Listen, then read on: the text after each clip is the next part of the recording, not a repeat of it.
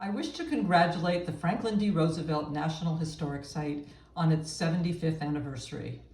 Springwood, the handsome estate on a bluff overlooking the Hudson River that's the center of this site, is the birthplace, lifetime home, and burial site of Franklin Delano Roosevelt, New York State Senator, New York Governor, and 32nd President of the United States. What I always love to share about FDR, though, is that when asked his occupation, he would say tree farmer, a testament to his deep roots in the Hyde Park community and in the rich farmland of the beautiful Hudson Valley.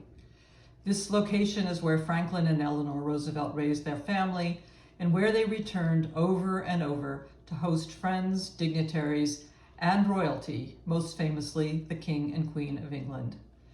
During this past year, we've all gained a new appreciation for the importance of home, especially as a safe and stable refuge.